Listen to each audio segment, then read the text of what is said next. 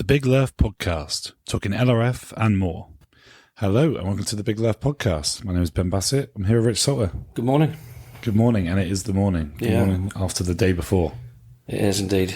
Yeah, the big fundraiser, our fifth Big Lerf fundraiser. Sixth. Hang on, we were talking about this yesterday. I think it's the... No, it's the fifth. It's the fifth, and our technically the weekend coming up is our sixth, even though that's our fifth birthday. More on that later. Yeah. We started. It's a bad start. It is early, isn't it? It's early. But we wanted to record a podcast. We haven't really had a chance to record a podcast for a while. We've focused on the fishing, haven't we? We have whenever we can, haven't we? Yeah, so it's pretty hard when, particularly as you get into the summer, of like saying, yeah, well, let's just stop an hour of our fishing to record a podcast. It's not always the easiest thing to do. No. So here we are. We're sat in the Airbnb with all the ambient noise that sometimes comes with that. It seems to be very paper-thin walls. You've had the best night's sleep of your life. Oh, yeah. Some interested noises coming from outside, but... Yeah, that's a bit of Weymouth in the summer for you. Yeah. It's all good. All good. So we're going to talk about the fundraiser and just go through what a particularly epic day it was. Oh, it was.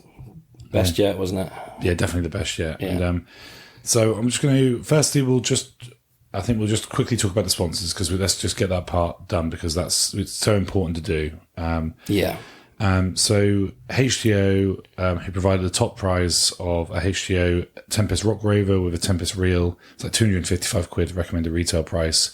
And they also provided a rockfish and a reel combo as well. Brilliant prizes, aren't they? Yeah, brilliant prizes. And obviously HTO, again, like supported us since pretty much day one. Any time I've ever asked them to say that, do you want to support us again? It's never even a doubt. No, they've always backed us, haven't they? Yeah, so appreciate, all the team at HTO. And to be fair, there was a really good representation of HTO rods at the event yesterday. There was. I was surprised at how many I saw. Well, I wasn't surprised, but, there was a lot. Yeah. It was... I think you just noticed it basically was Magecraft and HTO seemed to be the dominant forces. Really, it was, Which is quite a big thing for HTO to have, I think. Absolutely. Great hold in the LRF scene. And then speaking of Magecraft, obviously Tackle Wave were big supporters of us. Yeah, what can we say we haven't said already? Yeah. Mike and the team, they've done so well for us and provided a lot of prizes as well. It was a 500 quid total of vouchers spread across second, third, fourth in the adults and second and third, I believe it was, for the juniors. So, a lot of vouchers out there. A lot of vouchers out there. A lot of, I imagine, quite happy anglers this morning. Yeah, they've got a choice of a lot of lovely gear to choose from, haven't they? They really have. And then we've got Weymouth Angling Centre. So they kind of sponsored it last year through the Dorset Lure Club. But I spoke to Sean, who's running the Dorset Lure Festival. Hopefully more on that later. He basically offered us 150 quid for the top prize of the juniors. So, thank you to Sean at Weymouth Angling Centre. And it's a great prize, 150 quid. I feel we should mention that they've got yellow isomi in there. We definitely should, So we had a little look in their shop, and they've got some proper, the sort of bougie colours of isom in there. Yeah, they've got yellow, which is the bream magnet, absolutely, and pearl glow white.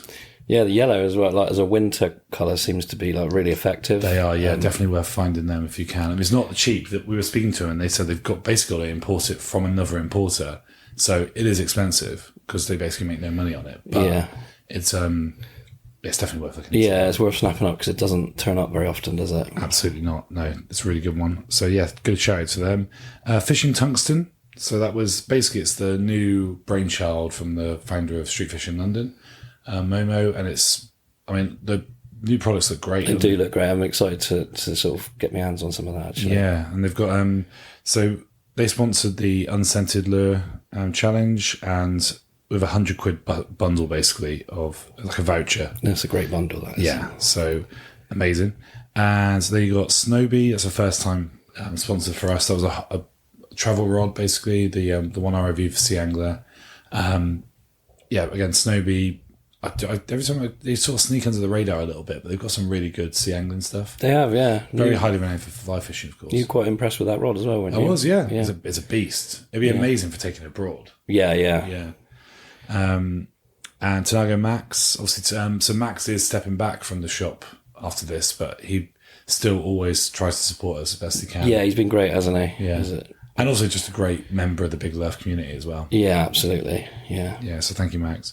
On the drop, so again, another one that's just kind of never fails to support us and has some amazing stuff on that shop. There's a lovely bundle that Lee sent us as well for that one. Really good. Yeah. So yeah, check out their shops, of course, as well.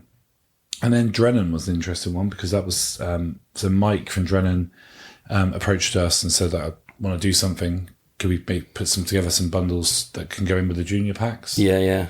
And he really pulled it out, didn't he? He did. I guess Drennan wouldn't be one we'd naturally have thought of, would it? I wouldn't have approached them, no. But like the bundle we put together really makes sense, doesn't it? As like a species hunting kit. Yeah, and I think you were using one of their disgorgers yesterday. Yeah, because we were quite busy with that, weren't we? Yeah. There was quite a lot of small fish, to be fair. Yeah. And so, yeah, it was really helpful. Some of their new hooks look lovely. Yeah, they do, yeah. They're perfect for the micro species sort of. Yeah, big fan of those. Mini species stuff. So ABT Fisher, so Andrew Beattie, basically, who does the critter cradles. Yeah. Gave us 9 of them, I think. I think we had 12 in total. Was it? Yeah. Many? Wow. Yeah, basically, it was a lot of them. And so most of the winners got one of those. Yeah. They're really cool little thing they are, aren't they? Yeah, really good. We saw a few of them in action yesterday. We did, yeah. It's great. And of course, Callum from Cam Fishing Lures. Again, Callum, just incredible. And I love to see his lures. He seems to be doing new stuff all the time. Always innovating, isn't he? Yeah. Always coming up with a new product. Yeah, I'm looking forward to seeing. And we saw quite a lot of them in use yesterday, didn't we? We did, yeah. We were saying how the headless hopper's been a real effective little... Yeah, and there's little pintails as well. I think they were kind of doing quite well on the unscented stuff there. Yeah. So I think if people are using unscented, it's like pretty much Callum's lures a lot of the time. Yeah. They work in Hartlepool, so that says everything really, doesn't it? Yeah, they've done really, really well as well. Yeah. Yeah, really good. So that's all our sponsors. And then we might as well just go through how the day sort of went. I mean, we started off, as we always do, at the Weymouth Angling Society. Again, shout out to them. Been great supporters of us to give us that space. Yeah, really kind. And it's a great space, isn't it, for us? Yeah, really good. So we turned up there. We thought we'd get in there early. We got there about 10 to 8, and there's about 20 people still there. They were keen, weren't they? Yeah, crazy. I mean, you guys are keen. Fair play to you. Yeah, I love it. So we got there, set everything up. A bit more efficient this time, I felt that we were. Last time we got there a little bit later and everyone was already there and it's basically had to queue out the door. Yeah, we sort of dished stuff out as people arrived, didn't they? Yeah, which I felt worked a little bit better this time. And but we had to be efficient because we had 115 people signed up. Yeah, it was just a full-on half an hour of dishing out stuff, wasn't it? Yeah, it was hot and sweaty in there. Yeah, it was. Yeah, just going back and forth. I felt like I was doing a little workout in there. Yeah, definitely. I'll tell you what, so it's funny because it's really Dave, who helps run the Angling Society, he was saying one of the issues that we have, is that obviously you see people through social media and stuff like that and you just don't know what they look like. Yeah. I get it all the time. So if I look to you and just ask you your name, even though you know exactly who I should know you because we've spoken to each other, yeah, it's really difficult, isn't it? Yeah. Like you say, you speak to people online, but quite often, you don't really see a profile picture. They often don't post photos of themselves. It's all about the fish. That's true, yeah. So it's just names, isn't it? Yeah, it can be a bit awkward, can it, initially? Yeah, so obviously, hopefully it all comes across okay. But yeah. It's all, and especially also when you're early in the morning, you're just trying to get a lot done. But 115 people, so I think we only had we had a few pull out from before and we were able to pretty much fill those spaces. Yeah. I think we ended up with about less than 10 dropouts, I think, on the day. Yeah, because there wasn't many t-shirts left over, that's all right. Which is always a sign of it. Yeah. Which is pretty incredible. So then everyone, obviously we did the sort of announcements, got the photos done, everyone went off, and we sort of just started. We were trying to focus, because it was only just me and you, we didn't have help from Ollie this year. No. So we were trying to focus more on logging the catches. Yeah, we tried to be disciplined, didn't we, and sort of give ourselves slots to put sort of log catches. Which is hard to do when the fishing's actually really quite good. Yeah. There was lots of fish around, wasn't there? Yeah, there was, yeah. I mean, the first bit that really, puts out to me is the gilthead fishing in the back of the harbour. The little mini gilts. Tiny gilts. I mean, they are proper babies. They look like the perfect little, those little Jack breamlers. Yeah, they do. They're about the same size as Pretty those. much the same size. Yeah, and I wonder if anything is eating those bream. You think a bass would have a go? Maybe some big bass coming in there, probably. But nothing else. But, I mean, there's loads of them. There's so many. Yeah. Yeah, and they're quite funny because they're Although they are relatively easy to catch, as long as you get the right hook size. They have got a big mouth, of course, but like they can be a little bit tricky because they do snatch at the lure. That's it, yeah. Sort of classic breamy bites, aren't they? But being so small, you do take a few attempts, don't they, before you hook them? They do, yeah. So it's definitely an interesting type of microfishing, basically, that you're trying to do. Yeah. But and occasionally you've got these giant fin-lip mullet just cruising past as well. Yeah, teasers, aren't they? Yeah, and I think, one of those just took it all hell break loose. So we both got one of those, didn't we? Yeah. And didn't take too long. And some little gobies and stuff as well as Yeah. So I was using the Magecraft Agido ultralight, which is really good fun for that type of fishing. Yeah, probably spot on for that, isn't it? Yeah, and you're using the rock lubber. Yeah, still playing around with that. Which is that 5 grams, isn't it? 5 gram, yeah. Quite a long 5 gram solid tip, isn't it? Yeah, solid tip, very fast rod. Yeah. Still playing around, trying to work out what I think of it. It's an interesting rod. Yeah, I think they're the only ones in the country. Yeah. Of our rock livers we have, which is interesting. Yeah. I digress. So yeah, we obviously one of the main benefits of the fundraiser is like just chatting to people and like seeing people. Steve Dennis, great to see him there. He's obviously been ill for the last couple of years, I think, sort of building up to that, and it was great to see him out. I love his sun hat. Yeah, he was well prepared for the weather, I felt. He was. Yeah. Yeah, he's a lovely guy. Yeah, always nice to catch up with Steve, isn't it? Yeah, and good to see people like Morris, obviously coming up. Yeah. Obviously just the usual lot, I don't know if we could name them all, but it's just so many. So many. It's just had that same great vibe that we always have there. Yeah, so every sort of 50 yards you sort of bump into someone else and have a chat, don't you? And it sort of took us a long time to get to the Stone Pier, didn't it? Because it did. Stopping off and chatting. Yeah, and also a couple of the younger lads kept losing their cards as well. Yeah. Shout out to Tom Barron and Roscoe Dolbear. Going back and forth, trying to get their cards sorted. Yeah, that's funny. Yeah, and so we stopped we got some ice cream. Lovely Good ice cream, wasn't it? Yes, Gelato shop. I don't know what the name of the shop is, but we stopped in there for best part of an hour, really, because we were logging catches, weren't we? Yeah, eating ice cream, logging catches. Yeah, nice. Not a bad way to spend the day. No. Obviously, because we popped into Weymouth Angling Centre as well, and so we got some of that nice icing. Yeah. And then we went round, eventually ended up on Stone Pier, obviously going past so many different anglers and just logging catch after catch after catch as well. And we had our longest stretch fishing, didn't we, really? Yeah, we had to go off the end there, didn't we? Yeah, which was hard going at times. It was. Again, small bream with the... very small bream. The main one, weren't they? Although we saw a proper one caught. I say a proper one. I mean, it's definitely for LRF. It's good size. A very good LRF size bream, wasn't it? Yeah. Is it Aaron? How do you pronounce it? Aaron I'd say Bovey. Bovey, yeah. He did say it, pronounce it to me, but obviously coming up. I mean, you fished with him a few times, didn't you? Yeah. Good angler as Aaron. Very good angler. Yeah, I was quite impressed how he played that fish. Yeah. There was no rush in that at all. No. He he let it fight. He kind of brought it to the net really nicely. Let the rod do the work, didn't he? Yeah, I was impressed. There's some quality. He's going to be very, very. He already is, but very, very good angler in the future, I think. Yeah. So he got the best fish that I saw on there. But obviously there had been top knot caught. There had been leopard spot gobies caught. Yeah.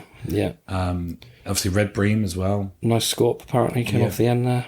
Yeah, so it was fishing. It was fishing pretty good. It was just because there was so many hooks in the water. I think it was just a little bit thin on the ground. That's where our coolest catch came from as well, wasn't it? Yeah, it was. Yeah. So Martin Gillett got a Connemara clingfish as well. That's Chris Whitehouse. Martin Gillett was the top knot. Yes. Yeah. I am tired. My apologies. Yes. Yeah, Martin Gillett got the top. Did Martin Gillett also get a red bream? He said he got red bream. Yeah, you said he. Yeah, he did. Yeah. But also, Chris Whitehouse. Yeah, so he was fishing off the end with us for a little while. Yeah. Picked up your snips that you keep losing. I know. I think I may have re-lost them. I have said just to tell you the story about this. Rich bought some snips from Chesil Bait and Tackle. Shout out to them. Yeah, and they're very expensive. Yeah, they're in a bunch. I picked up quite a few bits, so I didn't realise quite how much I paid for them. No. Until someone mentioned on the comments, so like 27 quid or something. Yeah, I think Mike just saw you come in with that one. Yeah, he said they're very good snips. Yeah, well, they better be. Not that you've had a chance to use them. No, and that's it. I probably won't use them again now. No.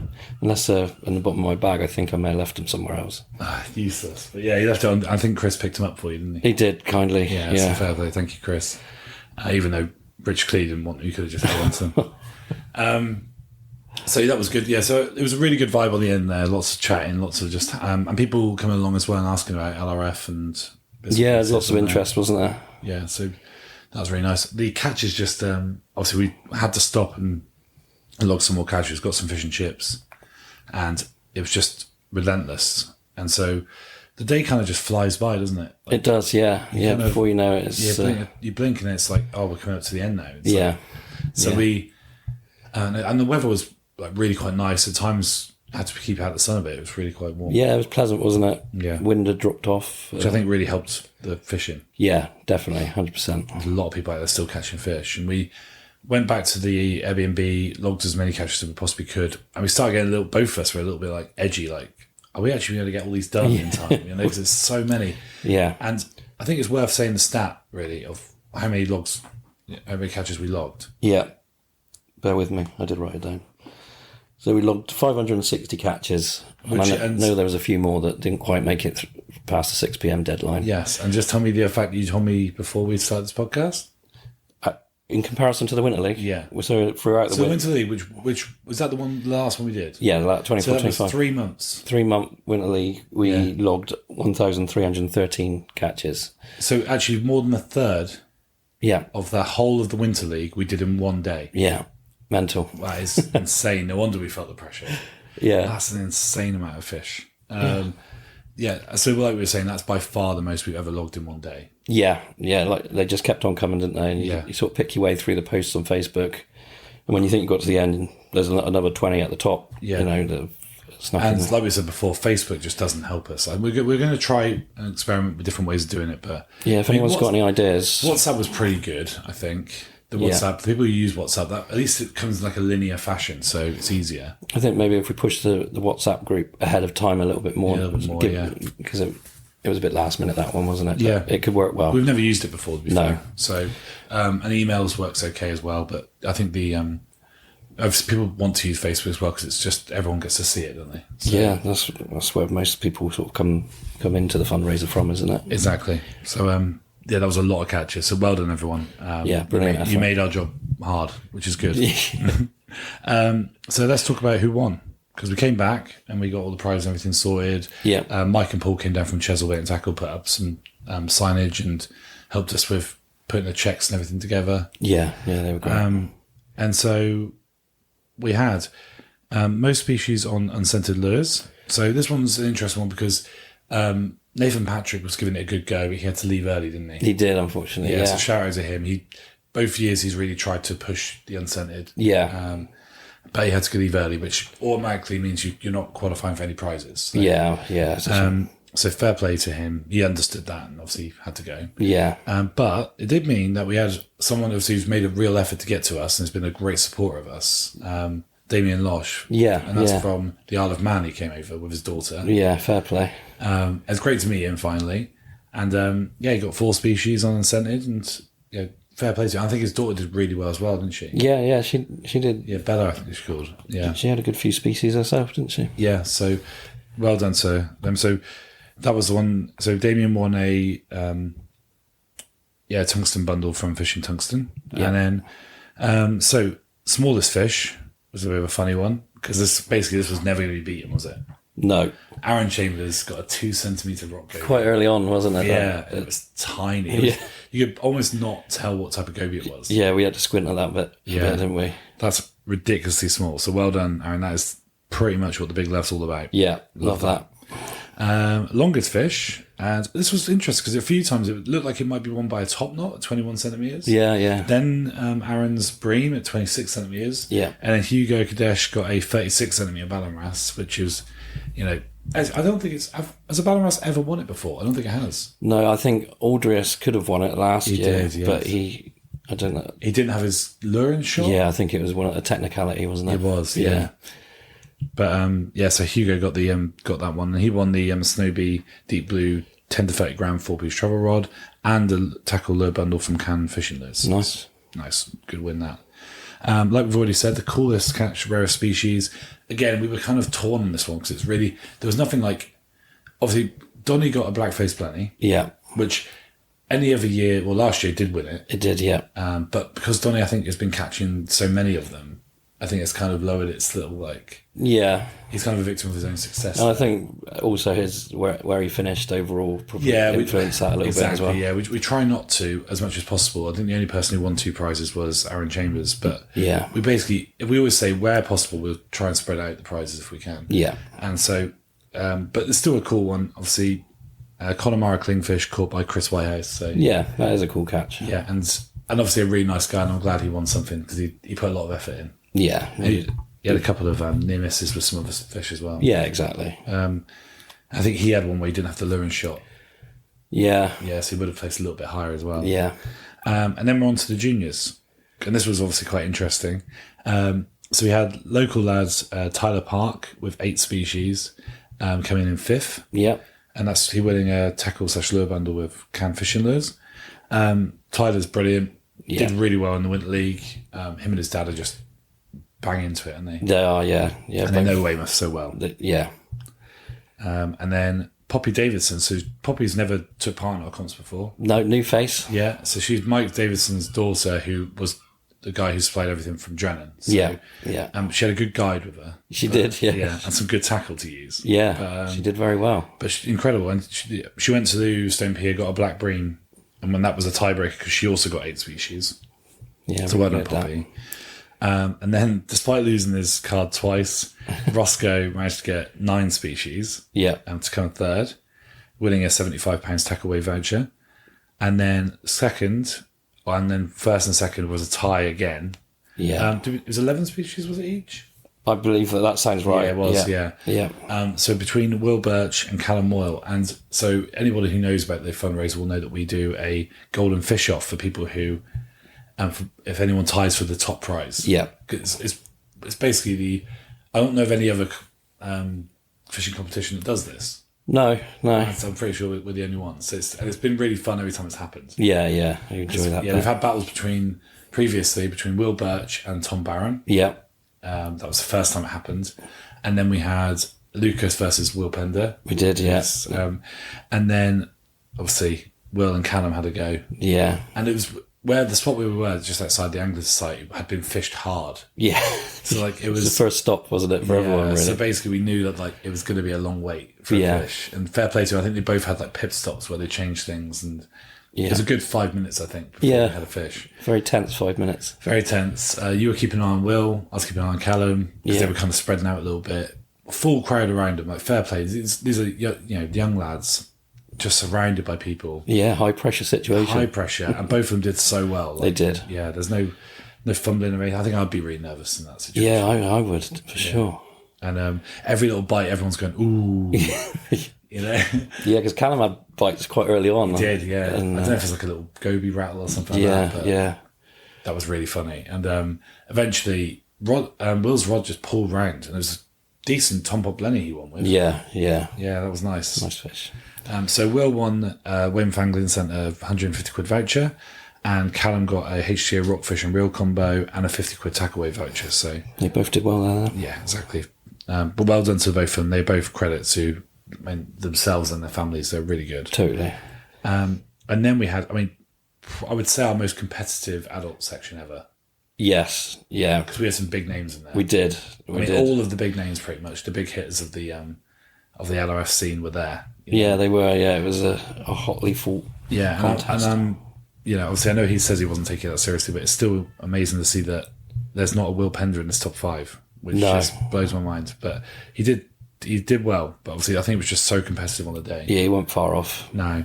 But in 5th, we had Adam Kirby, obviously, LRF legend, with 11 species. He got a tackle lure bundle from Cam Fishing Lures. Yeah. To be fair, man loves unscented lures. So it'd be interesting to see. A fitting prize. Yeah. I think he would do pretty well with those lures. Aaron Chambers got 11 species as well, but because he went and got the Montague's Blenny, that was one of our tiebreaker species. Yeah. So he got that. So he came in 4th, and he got a £50 tackaway voucher. Then Lucas, again, can you pronounce his last name? Is it Theocharides? Is that the right way to do it? He said something along those lines. How many times has he won? And I never say his last name. He's like Prince to me. He's just got just one name. Just a single name, Lucas. Everyone knows who we're talking about. Yeah, so I mean, you must be like, oh, guys, come on. But yeah, anyway, Lucas, the one and only. Yeah. With 12 species. He got £100 tackle voucher. I'm sure will be used to great effect. Yeah. Then, I mean, and great to see this. I was really happy to see this happen. But Tristan Park, first time he's ever placed in our top 5. Yeah, great to see. Yeah, 12 species. But he got a Balon's Wrasse, which was the tiebreaker. Yeah.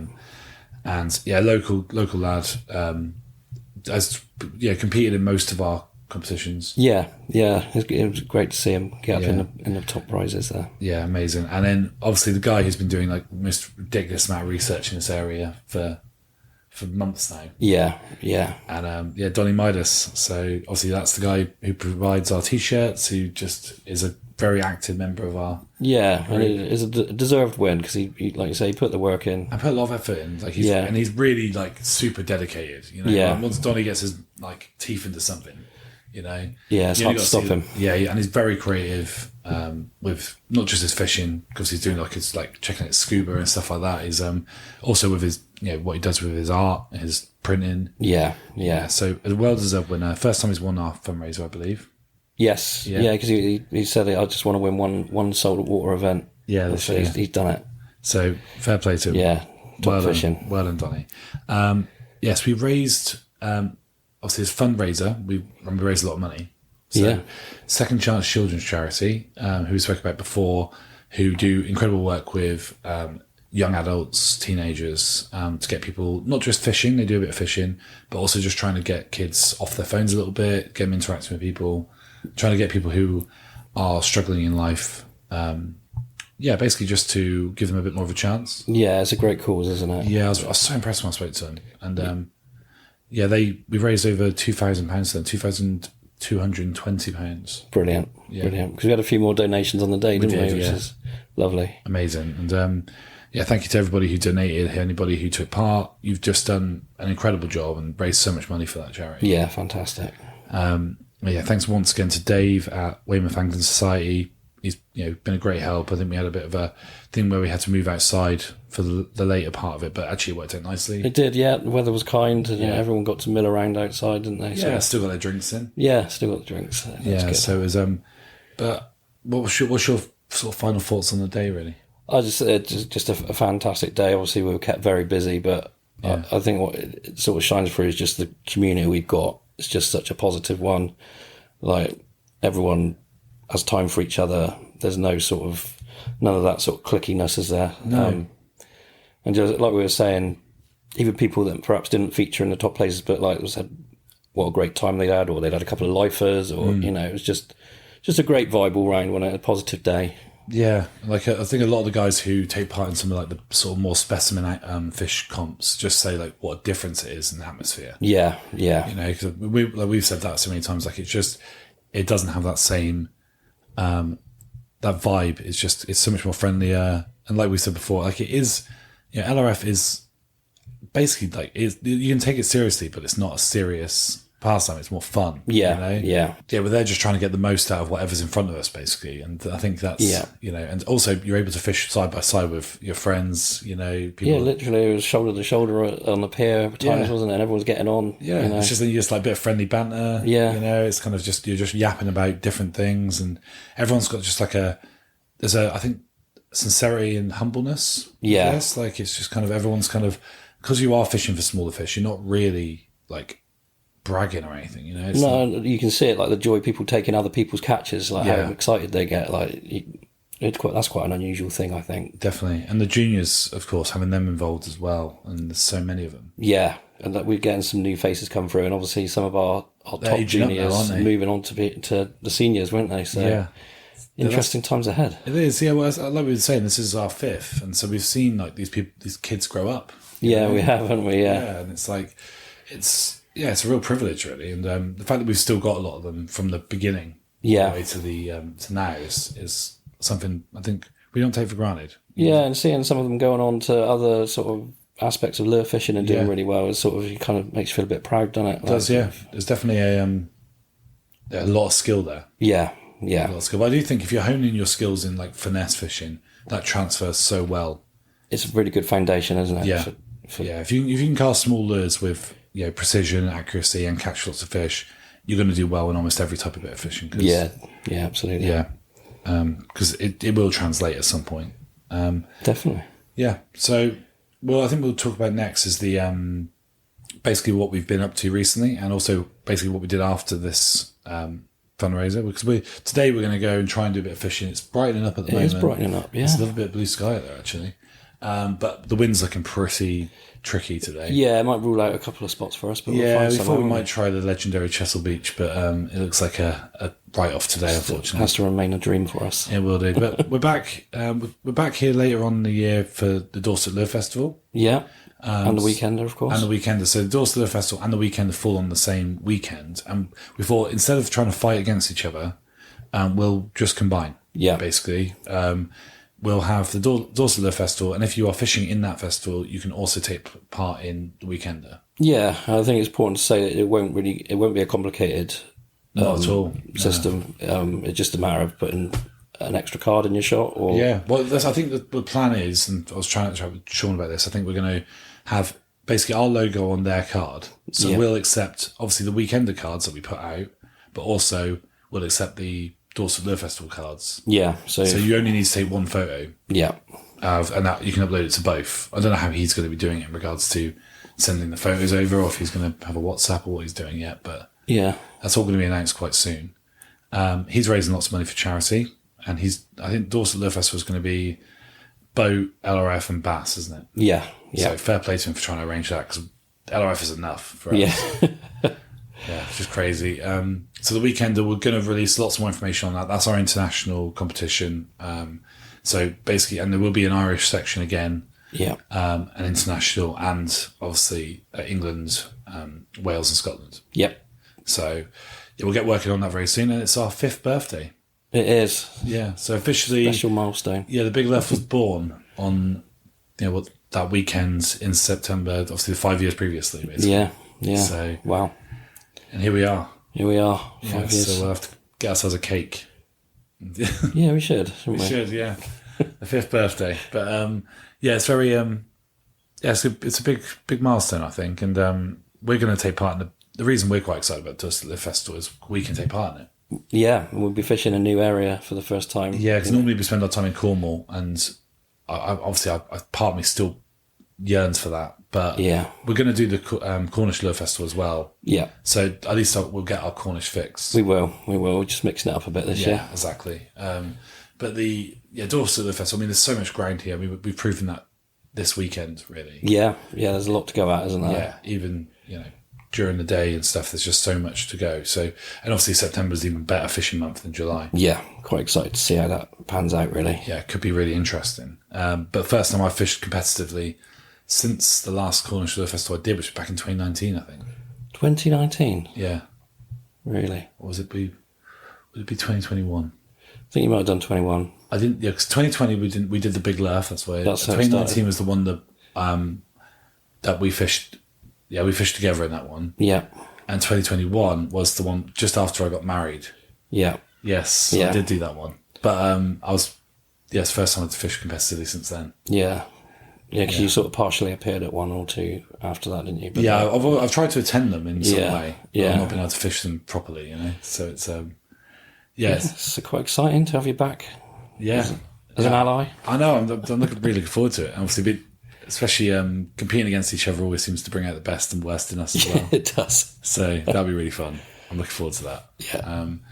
And so, shout out to the Cornish Lure Festival, of every time we do these events, we know, particularly the one-day events, it has so much work that goes into them. Yeah. And people obviously just see the results, basically, or the how it is during the day, but man, there's a lot, So, just well done to anybody who wants to put on this. And a shout out to Low and Chai as well. Yeah, they've got their Lure Jam coming up in August, haven't they? Yeah, so they've got the bank holiday weekends, which is going to be in August. Definitely worth checking them out, because that's a brand new competition It'd be great to see some support for them. It would, yeah. And I've seen the t-shirts and they look great. They do, yeah. Good artwork. Yeah, from Donny. I'm not even sure I'm supposed to say that, but they look great. So I think you should definitely get involved if you can. Yeah. Great to see that. Even if it's like the smaller one, it's going to be, I mean, if you can get to the water outside in the quieter areas, that's going to be some decent fishing. Yeah, and we've been sort of really keen to see more LRF competitions, haven't we, run by other people? Yeah. That we can potentially get involved in. Yes. I'm not sure if I'll be able to make that one, but we'd like to see it continue, and I'd love to get involved in the future. Yeah, absolutely. Yeah, I think the more obviously of these little events and stuff on big events that happen, the better for us. We love to see it. Yeah, definitely. Yeah, I really want to see that happen. So that's amazing. So that's the sort of main events that we're thinking about. The Winter League obviously is another thing.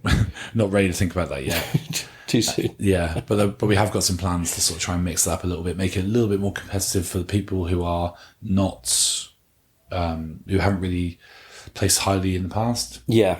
But hopefully try and make it a little bit more interesting for them. We're always trying to work on new things. Yeah, always. Yeah.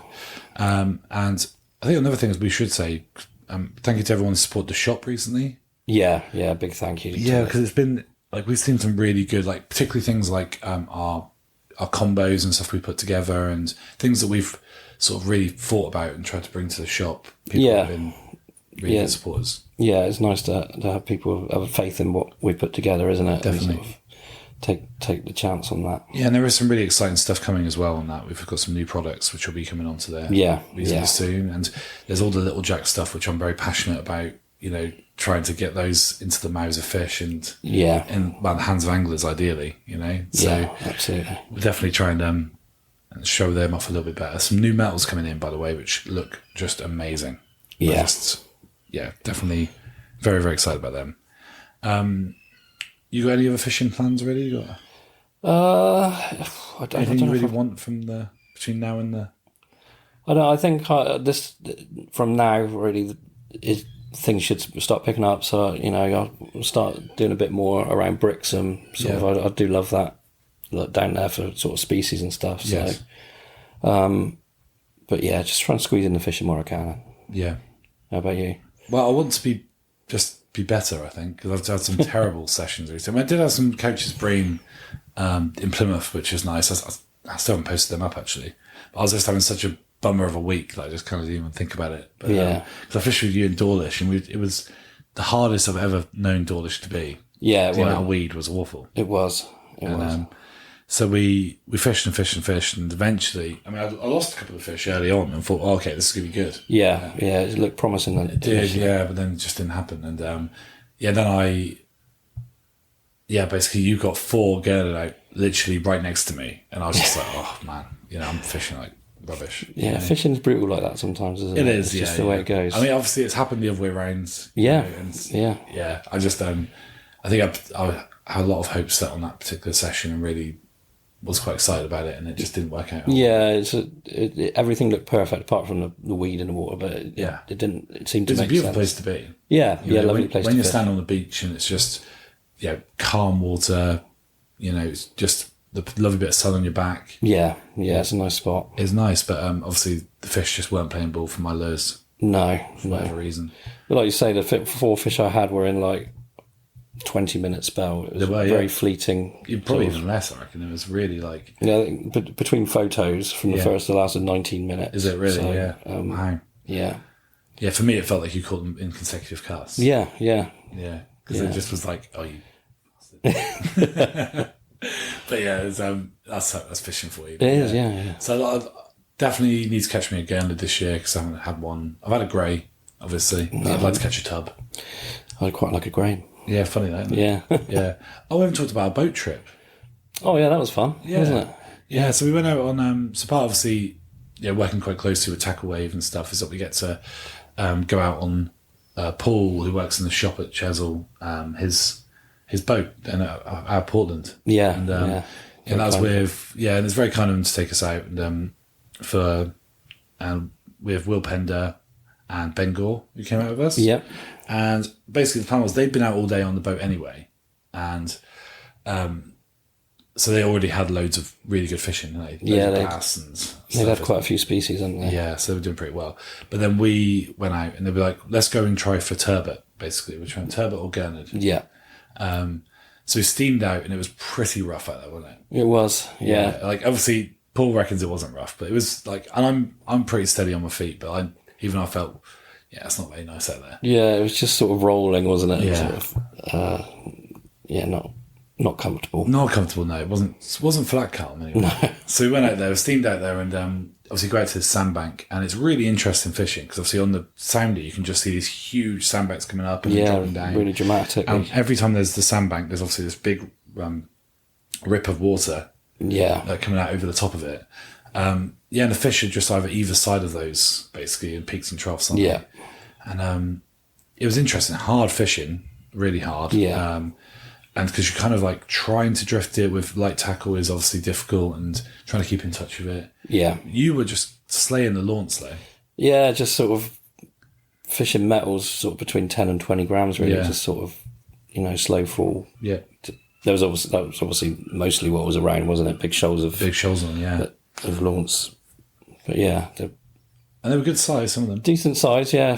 If you were into filling your bait freezer, they probably have been quite incredible. And you had 3 at one time on one rig, which we just don't know how you did that. No. It looked like you've been feathering. It did. One on the assist, one on the back hook, and one somehow lassoed itself on the line. Yeah. It was obviously very thick with launch down there. It was, yeah. I was getting lots of hits from them. Yeah. And I had loads of follows. I was using quite big lures because obviously I was just kind of going for glory. And I was bringing it up, and just these huge shoals of launch just following it up. Yeah. Just great to see. I really love launch. I think they're not obviously the hardest fighting fish in the world, but they're, quite a cool one, aren't they? Yeah, they're a cool one. Interesting. Yeah. I think obviously you get bored of catching them pretty quickly, and obviously I'm sure you did, but yeah, you start to sort of chasing other things, don't you? Once you've had a few of them. Indeed. But you, I think you had Pender had. He was using a snooty, paternoster, snooty drop shot, whatever you want to call it. Probably more close to a paternoster, really, what we were doing. And he, obviously, because he threads the hook right down to the very tip of his whole XL ISOM, he had the tiniest grey gurnard I've ever seen. Yeah, it was sort of barely bigger than a Sangoby size, wasn't it? It was, yeah. It was absolutely tiny. It was ridiculous. But yeah, that was so funny he brought that up. He didn't even know he had it hooked. No. It came up. That was great. And then he managed to get, obviously, the prize fish, what we wanted. Of course he did. He got the turbo. Yeah, he got the turbo. That was, again, on the whole XL pink ISOM. He was just dragging that over the sandbank, and a decent-sized turbo took it, didn't it? Yeah. Obviously, not for the species. They grew up to 20 pounds, but certainly for, reasonably light tactics, Yeah. about as light as you can possibly go on those that sort of conditions. And he did that, and it was amazing to see. I love a turbot. They're just the most insane looking fish. They are, really cool fish, aren't they? Yeah, so I fought pretty hard as well. Yeah, it went well, didn't it? It did. Yeah. Yeah, very obviously happy for him, of course. I mean, he does it every time. I don't even know what can you say about Pender that you haven't already been said. Got something in it. He's a fish magnet. Yeah. We really enjoyed that. We had quite a few weavers, didn't we? Yeah. Big weavers as well. Yeah, big chunky lesser weavers. Yeah, lesser weavers, yeah.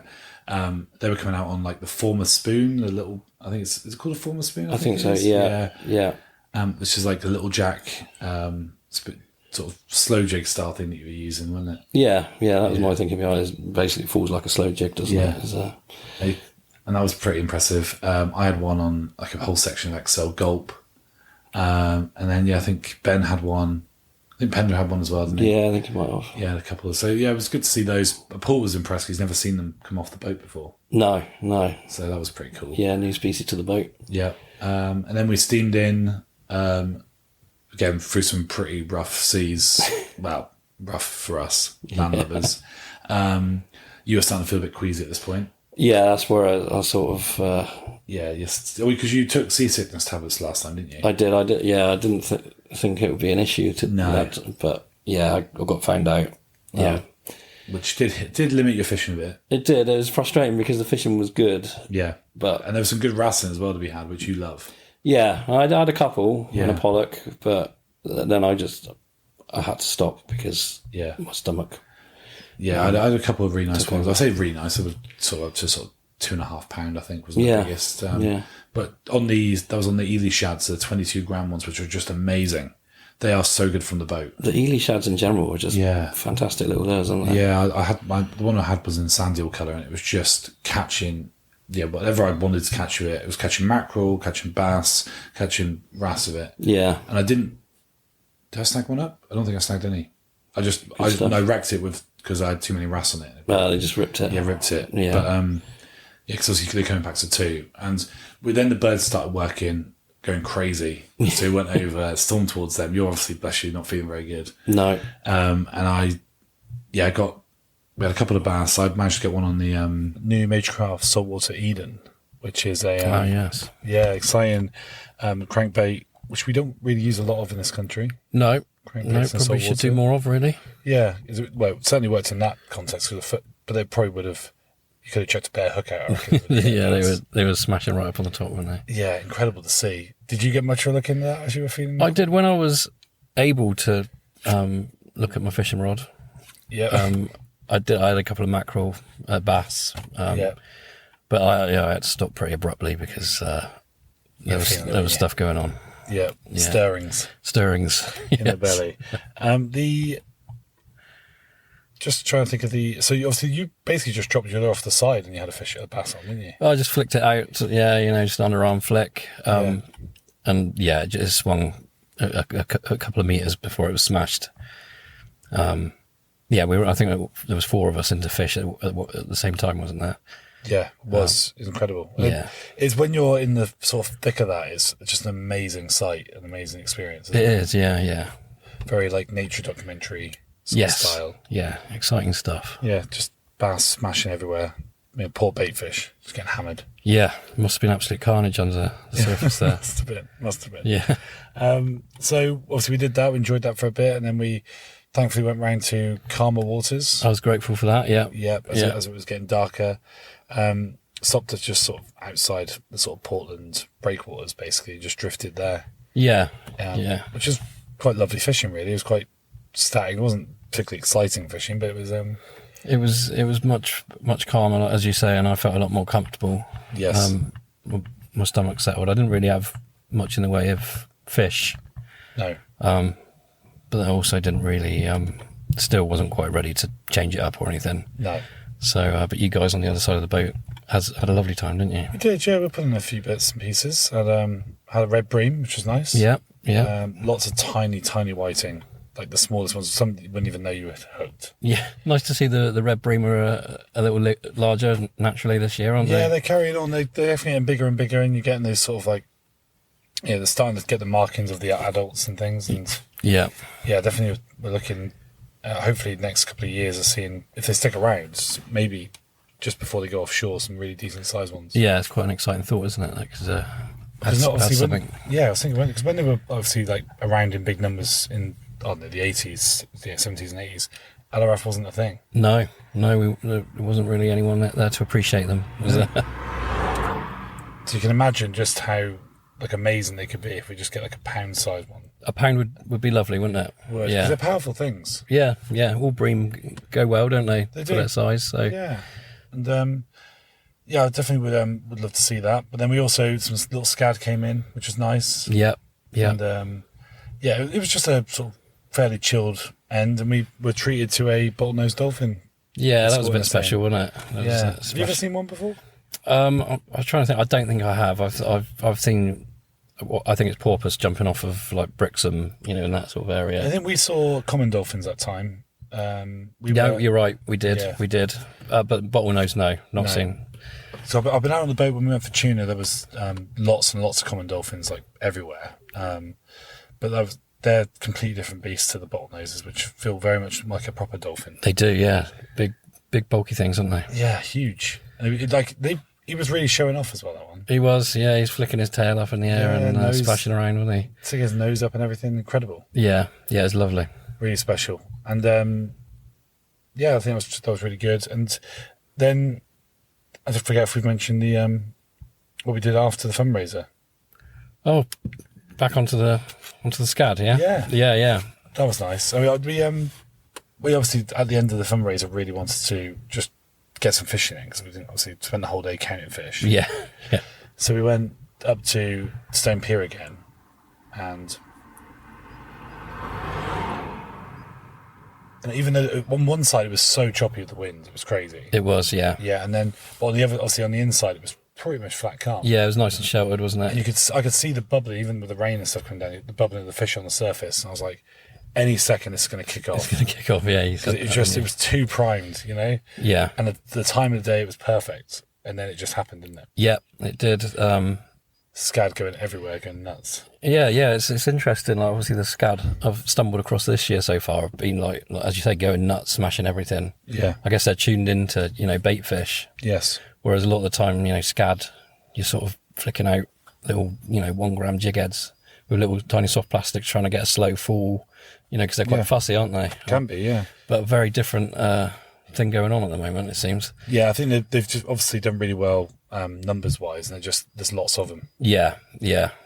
So, I think when they've got that competition, they just become like Atlantic mackerel, where they're just absolutely hammering anything they can find. Yeah, and I guess if you think what they were hitting yesterday, Yeah. Our metals are fitting that sort of profile really well, aren't they? Yeah, perfect. And I would have hoped so many more if I wasn't fanning around with different metals and lures and things. I kept losing, like hooking fish, losing them, and obviously, if anyone's ever targeted scad on metals, like there is a bigger loss rate because they've obviously got the very thin mouths, and you kind of, if you hook them anywhere else but the top or the very bottom, you quite often lose them. Yeah, they got a really thin membrane, haven't they? Yes. Sort of with it and the joint of their mouth or whatever. The mouth, it just the hook pulls quite easily. Yeah, it does.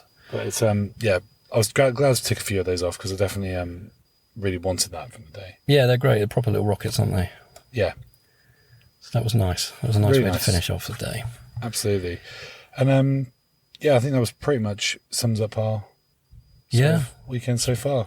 Been the most enjoyable weekend, hasn't it? Very nice. Yeah, I mean, the massive success of the fundraiser really is the best bit. Yeah, we're still buzzing off that, really, aren't we? Still high off that. And I think that, so we'll just keep you guys updated in regards to the Weekender and Dorset Lure Festival, how that's combining, obviously going into the Winter League, of course, as well. Yeah. And we'll see you on the other side, guys. Yeah. Cheers. Cheers, bye. The Big Lerf Podcast, talking LRF and more.